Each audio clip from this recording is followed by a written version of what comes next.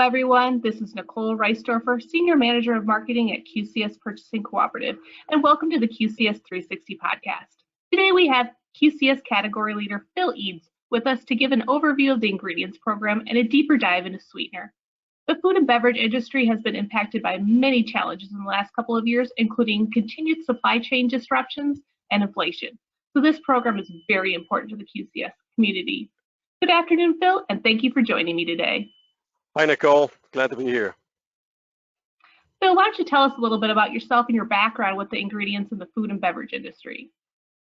Oh gosh, that's a painful thought sometimes, but I've actually been in the supply chain industry for about 40 years. Started off as an IT professional, worked on production planning, inventory control, and raw material planning systems.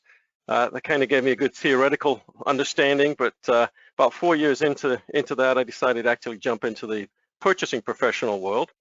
And so I've been in the purchasing world for 36 years, all in the food and beverage industry. And just so happens that the first responsibility that I had as a young buyer was ingredients, corn sweeteners and sugar primarily.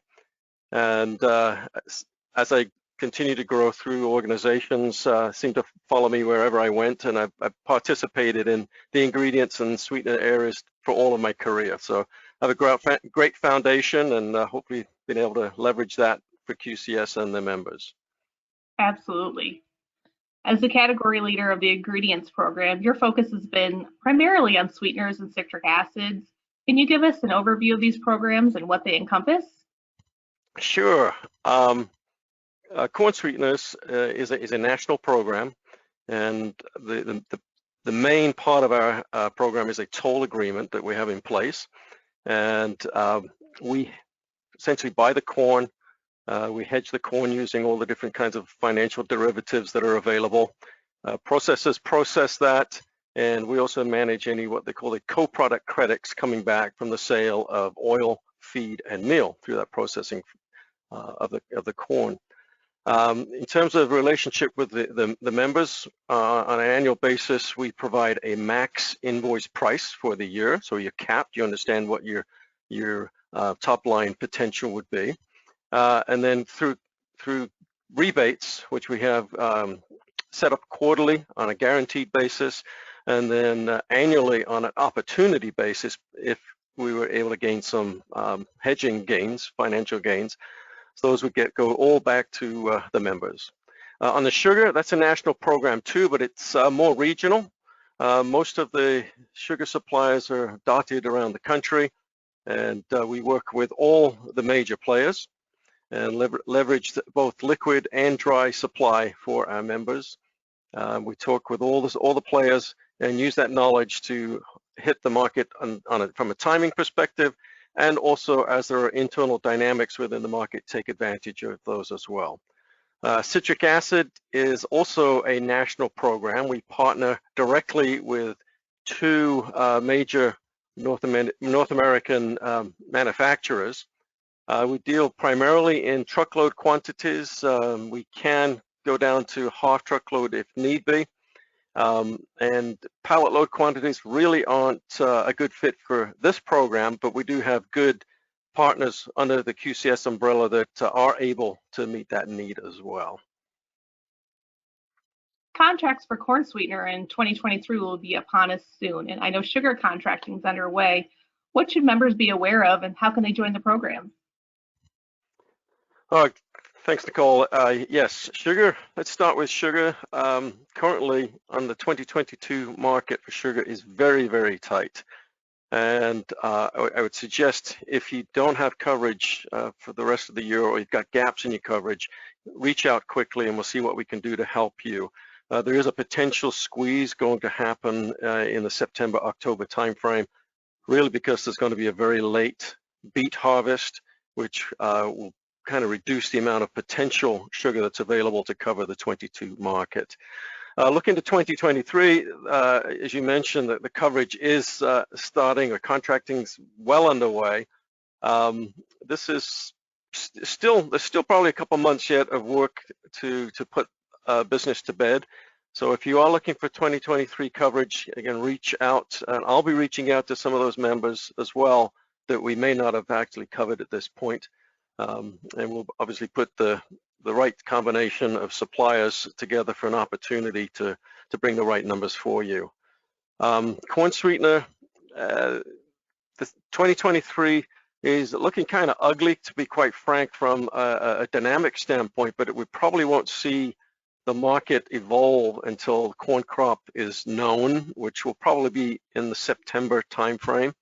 So right now it's a lot of posturing and a lot of trying to speculate on what the corn crop's going to look like, and also what some of the internal dynamics are going to be within the corn sweetener market. This year, there was a tremendous increase in demand, which caught all of the suppliers off guard. And capacity is very, very tight. And I would imagine that the corn wet millers will adjust and try and reduce, if they can, some of that demand. And one of the levers they have there, obviously, is price. That's going to be a challenge. Fortunately for us, under the toll arrangement, we have the majority of our variable costs known. And we will just be managing and monitoring some of the corn costs coming up in the fall. Citric acid, we are also kind of teeing that up here in really the next week or two, planning for 2023 coverage. Excellent. Sounds like people should be really paying attention to what's going on. Glad we have you, Phil. That's it. So what would the advantage be to QCS members to participate in the various aspects of these programs? Well, I think the obvious one, and most of our members would appreciate this, is the size and the leverage that we have as a collective organization.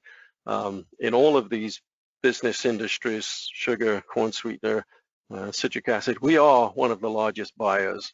And with that, obviously, we have the ability to take advantage of pricing structures that most buyers aren't able to take advantage of.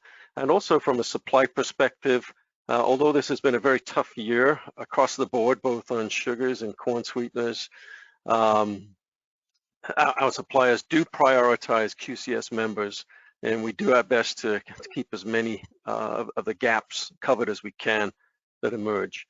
So we certainly have assurance that we get the best support that's available. Again, as I say, this year has been a tough year all the way around, but again, it's better than what probably most people are seeing in other parts of the industry. So that being the case, what type of companies do you think should utilize the program through QCS? Well, it's kind of interesting, really. It's open to all sizes of businesses. For the large buyers there, they're maybe not quite large enough to manage or be able to take on a toll arrangement. This gives them the opportunity to participate in the lowest cost format for industries. So that's is a real advantage to them. For the medium size, we've become kind of an augmentation of their strategic sourcing teams. Essentially, why hire somebody when you can rely on QCS experts to really wrap those decisions for you? And then the small folks that, we have many members that wear multiple hats.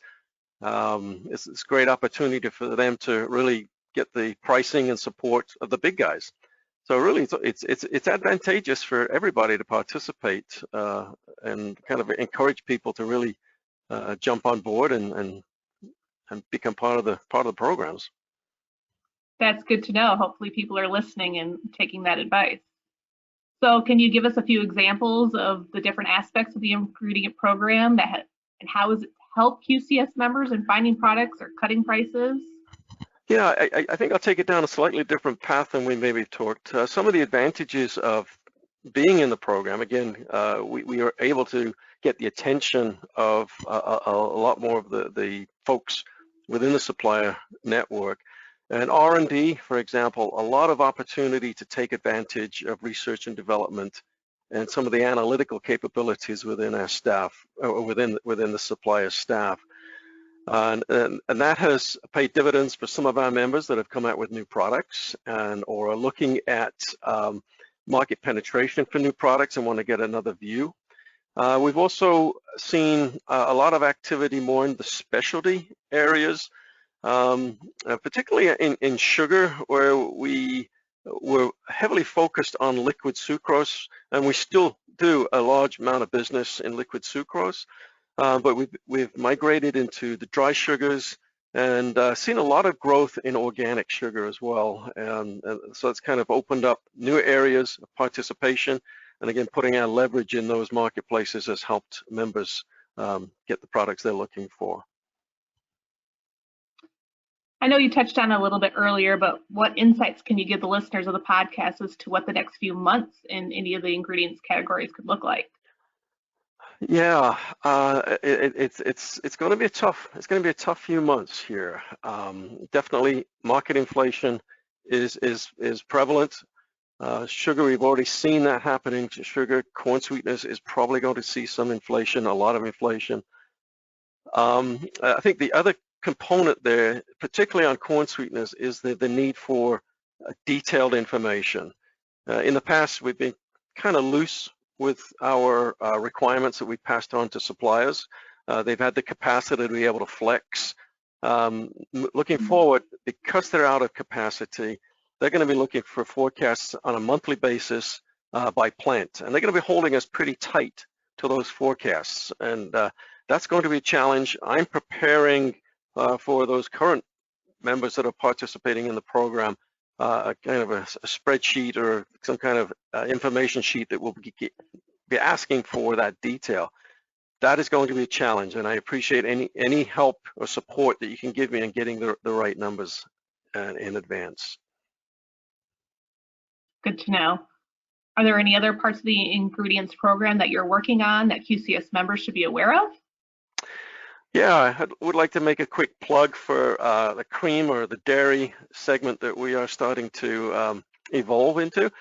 We just started a cream relationship between one of our members and one as a buyer and another one as a seller.